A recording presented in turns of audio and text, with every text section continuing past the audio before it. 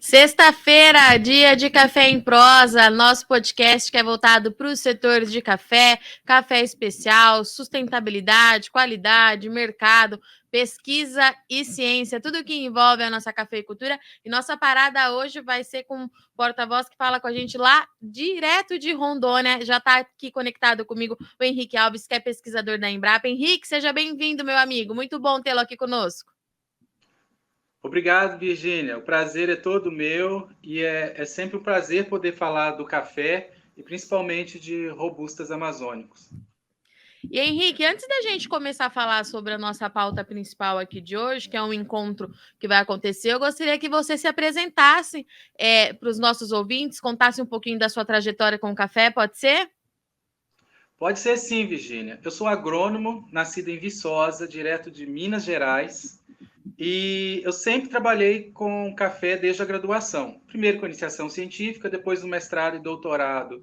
Eu trabalhei com variabilidade espacial da qualidade do café.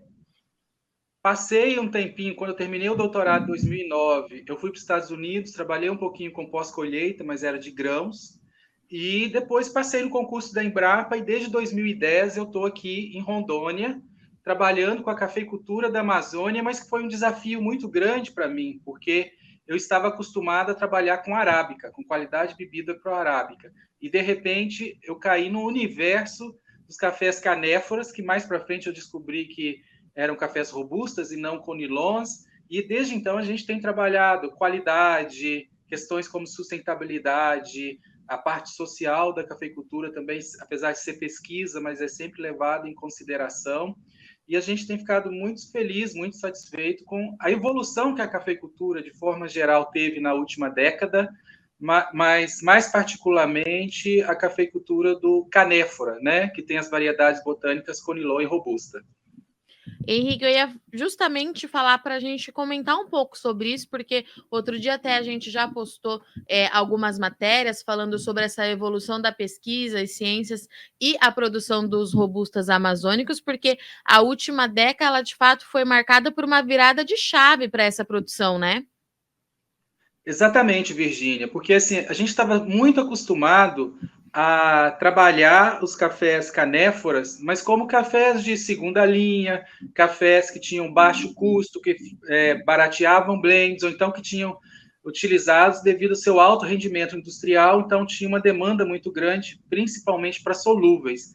Mas era praticamente impensável a gente trabalhar com cafés canéforas pensando em qualidade, cafés tomando na xícara 100% canéfora. E foi uma grande virada de chave. E eu citaria 2010 como um ponto bastante importante, porque foi definido em 2010 um protocolo de degustação de robustas finos, porque até então a qualidade do robusta era baseada em defeitos e não na parte sensorial desses cafés, né?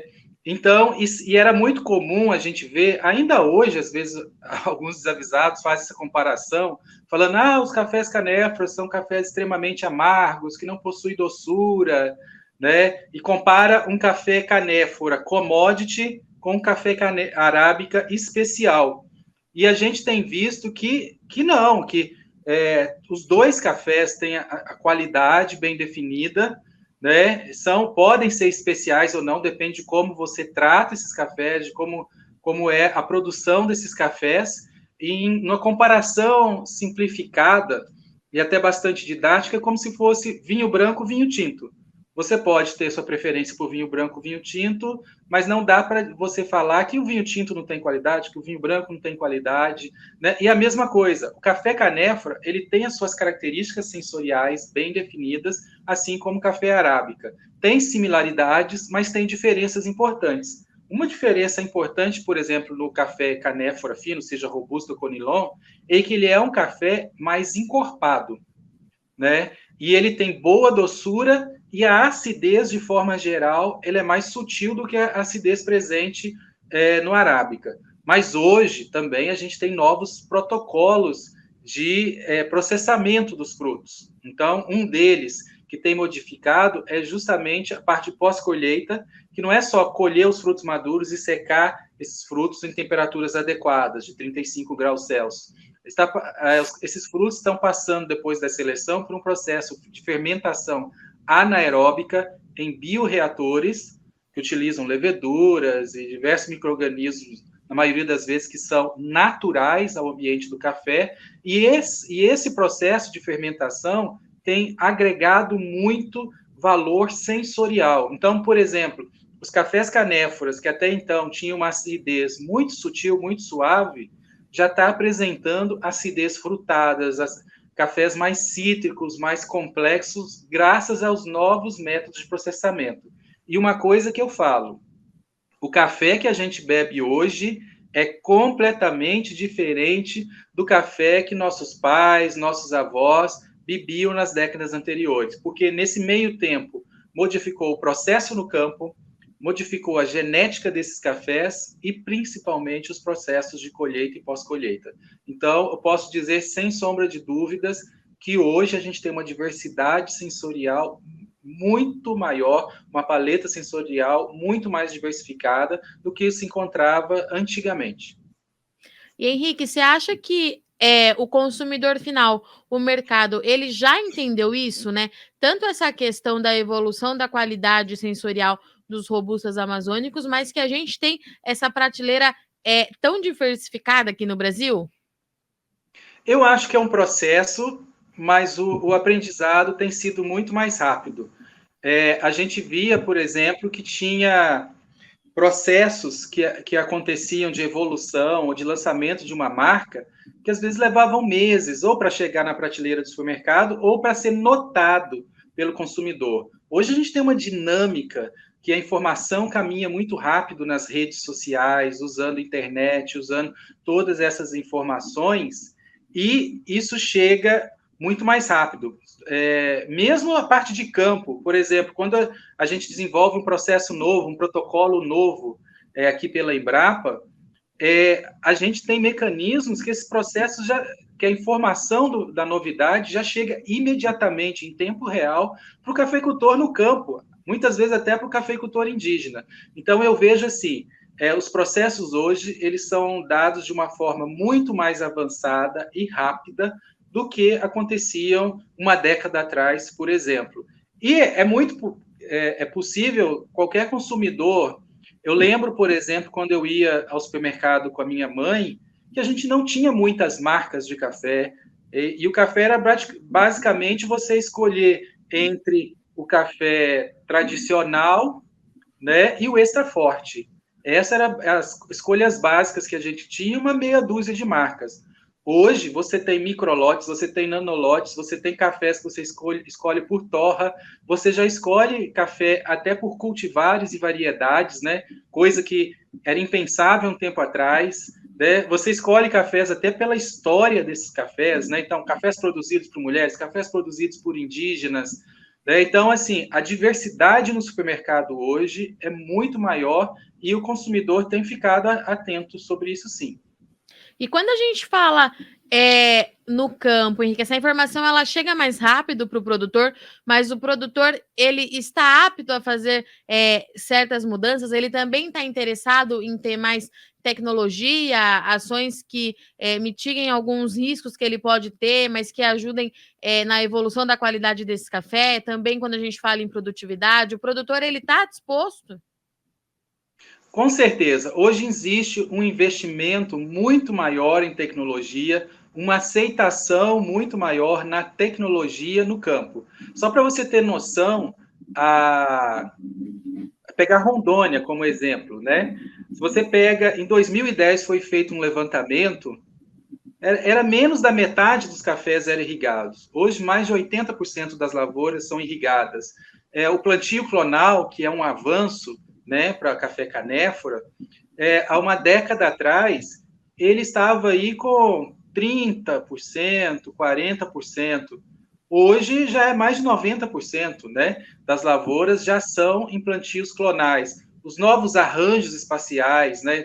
Hoje em dia você planta mais plantas de café por área do que se plantava há uma década atrás, por exemplo. E se você tem maior quantidade de plantas, você tem e materiais clonais, né, de propagação clonal, você tem todo um pacote tecnológico que vem junto. Então, hoje já é comum fertirrigação nas lavouras, né? Então, você irriga e fertiliza ao mesmo tempo.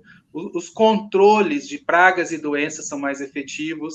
Os materiais genéticos são materiais de elite, que têm características de tolerância a praga e doenças, tamanho de grãos, mesmo qualidade.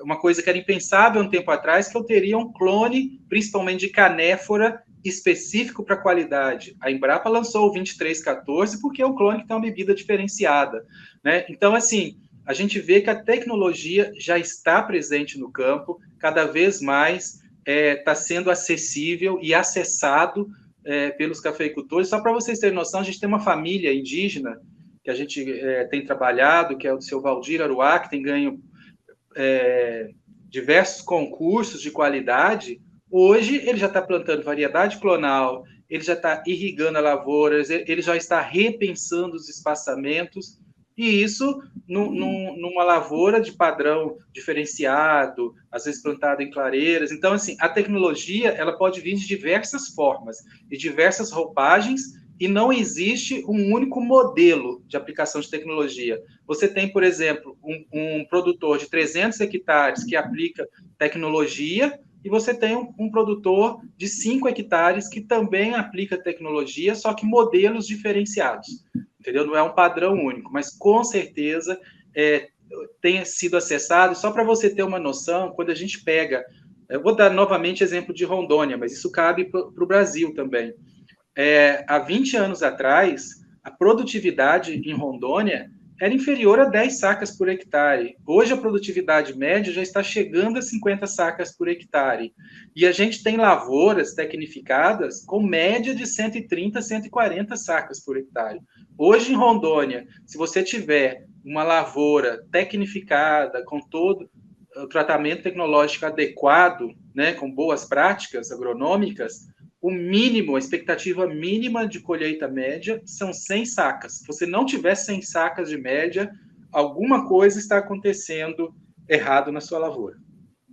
Muito bom. E Henrique, agora que você já trouxe um parâmetro mais geral de tudo, vamos falar do segundo encontro de degustadores de cafés, que acontece no mês de outubro, é isso mesmo? Conta um pouquinho para a gente desse evento, como é que ele nasceu e quais são as expectativas aí de vocês.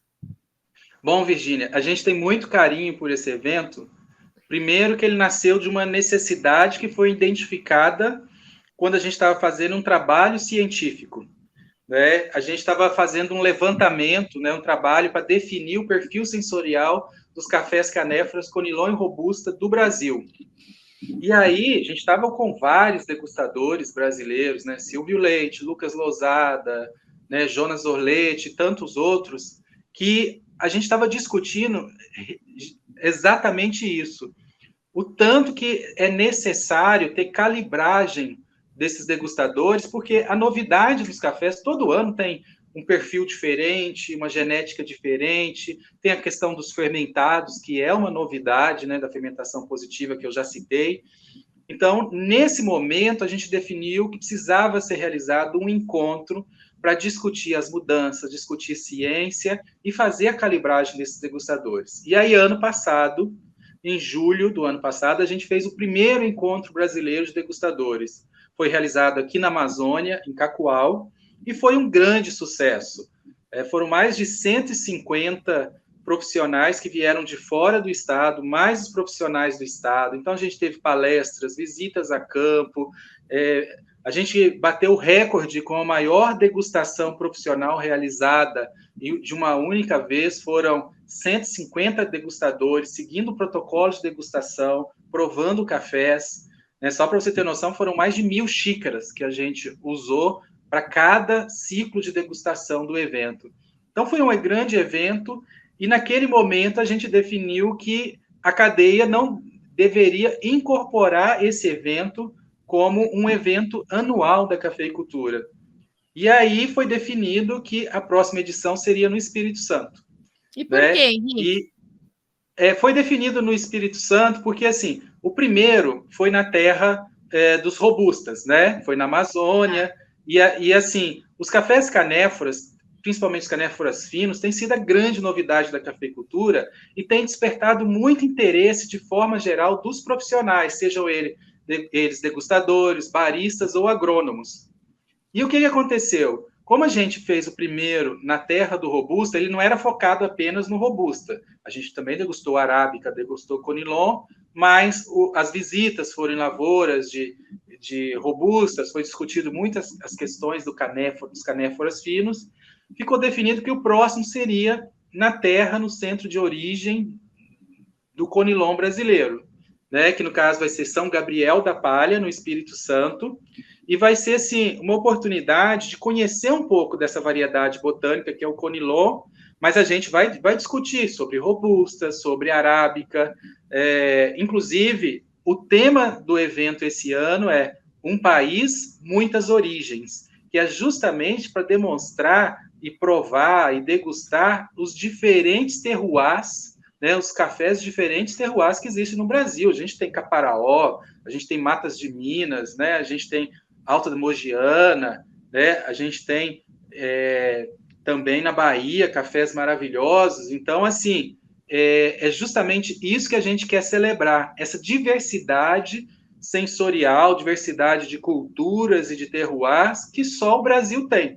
Que você pega, por exemplo, países importantes como a Colômbia, tem um café de muito boa qualidade, mas ele basicamente tem um padrão único, seja um padrão único de produção, um padrão único sensorial. Você pega o Vietnã, que é o maior produtor de café canéfora, né, do mundo.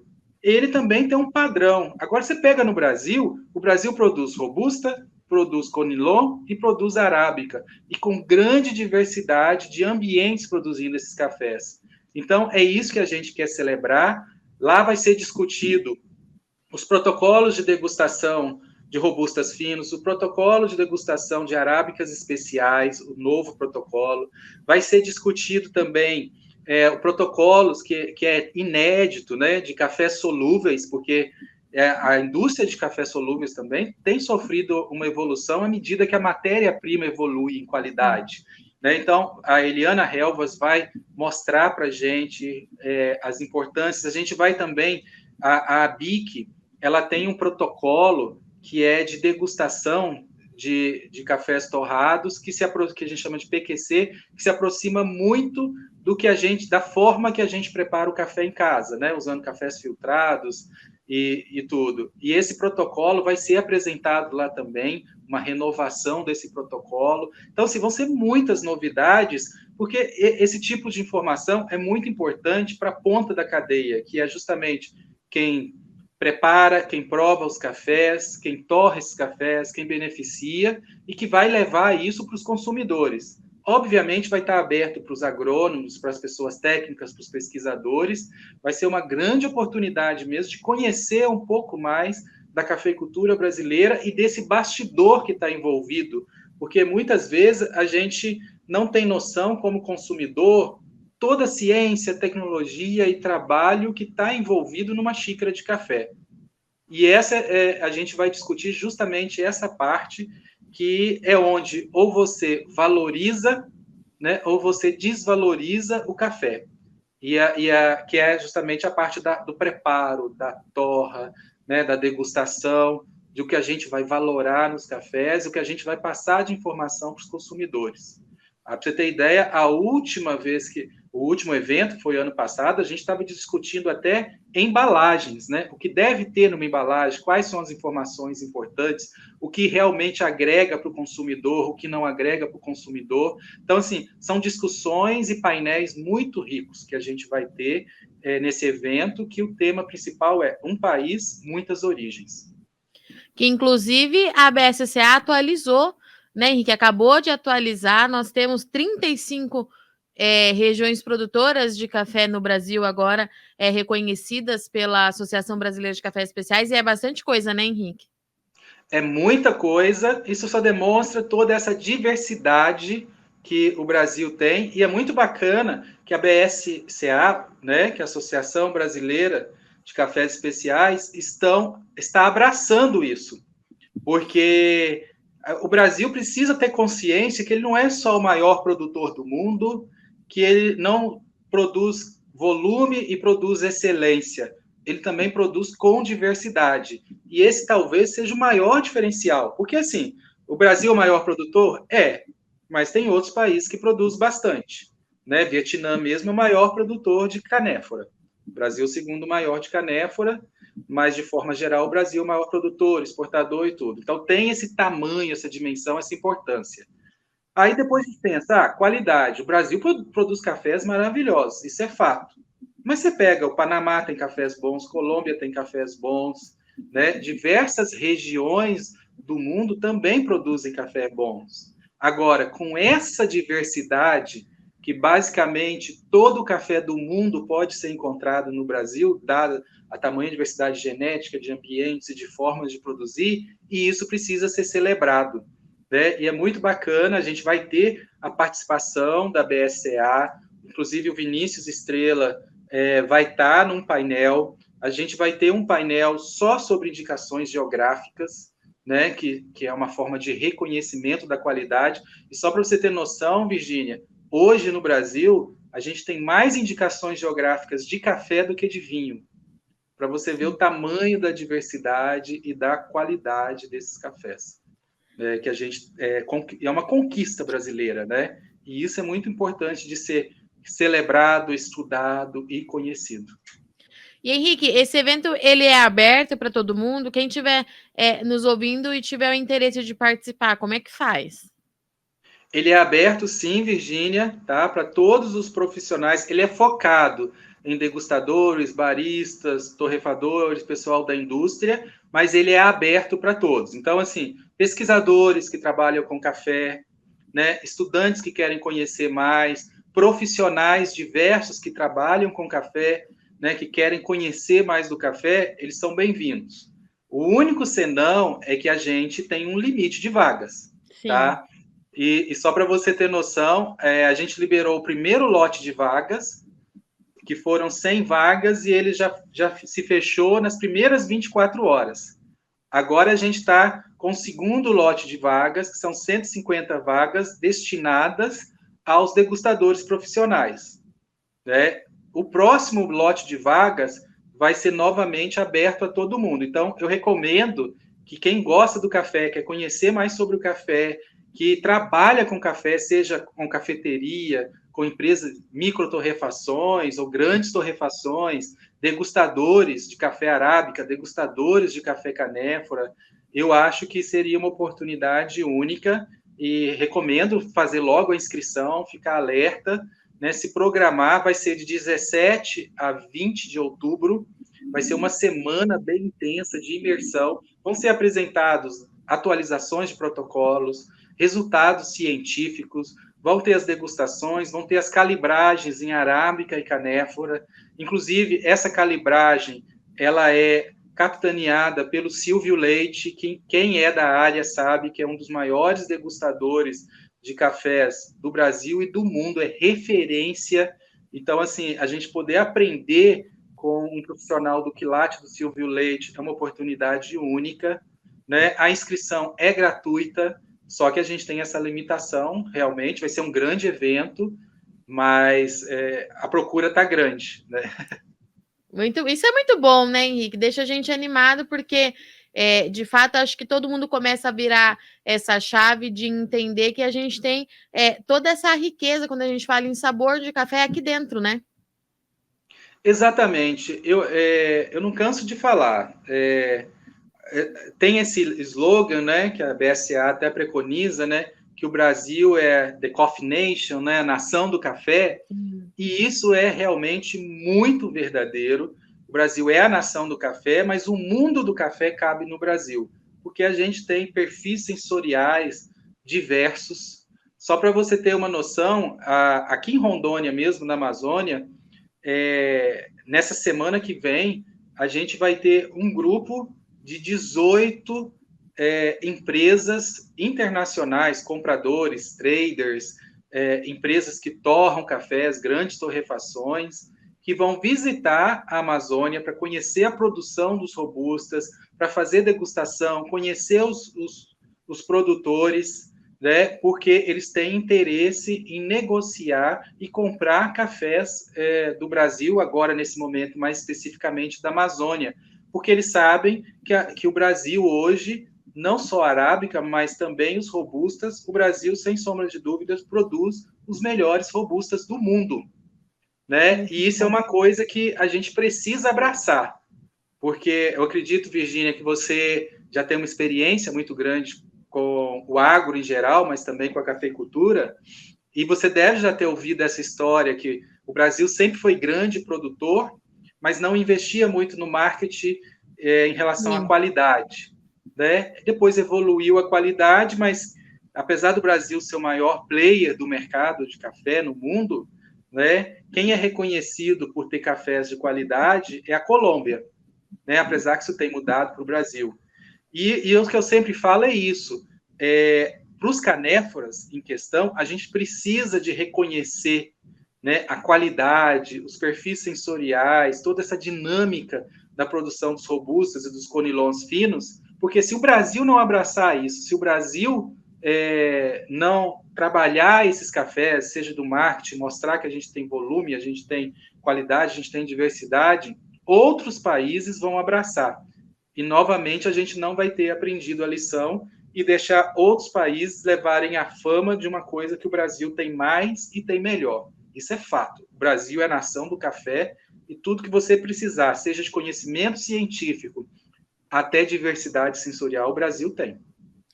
Muito bom. Henrique, porque vocês têm uma página no Instagram, não tem um perfil do encontro? Ah, sim. Tem, né? Encontro de degustadores. Se você procurar lá, Encontro Degustadores, você vai encontrar as informações no Instagram. E se você digitar, né, dar uma procura também, fazer uma busca rápida na internet, você vai achar, porque agora já tem uma página de internet que tem só falando do encontro, aí você tem acesso aos links, tá, que podem ser acessados. A página também, se você digitar lá, Encontro Brasileiro de Degustadores, vai aparecer as informações e é só clicar e ver o roteiro para poder fazer a inscrição. Muito bom. Henrique, eu te agradeço muito a sua disponibilidade de vir conversar aqui com a gente. Você sabe que as portas estão mais do que abertas aí para os robustas amazônicos aqui no Notícias Agrícolas, no Café em Prosa. Qualquer novidade que você tiver por aí, você pode me mandar, que a gente vai publicando, vai noticiando. E eu espero falar com você aí até antes do encontro para a gente ir trocando bastante figurinha. Obrigada, viu? Virgínia, eu que agradeço a vocês pelo convite, por estar sempre de portas abertas para divulgar sobre a cafeicultura, sobre o agro e principalmente esse carinho com os robustas amazônicos. Da mesma forma, quando precisar de alguma informação, precisar da gente, estamos à disposição e vamos te manter informada sempre em primeira mão. Um grande abraço para todos vocês e me coloco à disposição caso tenha alguma dúvida.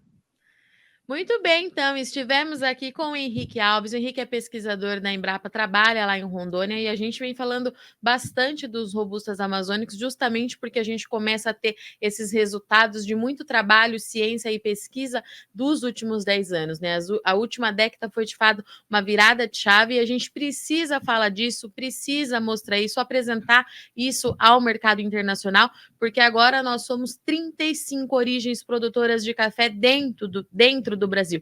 É muita coisa, é muita tecnologia, é muito investimento, é muito manejo, é muito produtor focado em trabalhar com sustentabilidade e qualidade. A gente não trabalha mais aqui no Brasil só em volume de café. Já tem muito tempo que isso acontece e a gente precisa aprender a se comunicar com o mercado internacional e a mostrar toda essa potência. 35 origens produtoras é muita diversidade na prateleira, e a gente começa a ver isso nas gôndolas do supermercado, que afinal de contas acaba sendo aí a primeira porta para a gente apresentar esses cafés de qualidade para o consumidor final e que tem dado muito certo. Acontece então no mês de outubro, nos dias 17 a 20 de outubro, o segundo encontro de degustadores de cafés vai acontecer no Espírito Santo, e o Henrique trouxe para a gente que tem como foco justamente calibrar esses profissionais, mas também falar resultado de pesquisa, tendência de mercado, apresentar saber como que a gente se comunica de fato com o mercado internacional. Vai ter a presença de vários nomes de referência, vários nomes referências para o setor. O Henrique vai estar lá, o Silvio Leite vai estar lá, Associação Brasileira dos Cafés Especiais com o Vinícius Estrela também estará por lá. Então é uma pauta muito importante para a gente continuar acompanhando, para a gente entender como é que a gente, enquanto setor do café do Brasil, vai se comunicar com esse setor a nível internacional.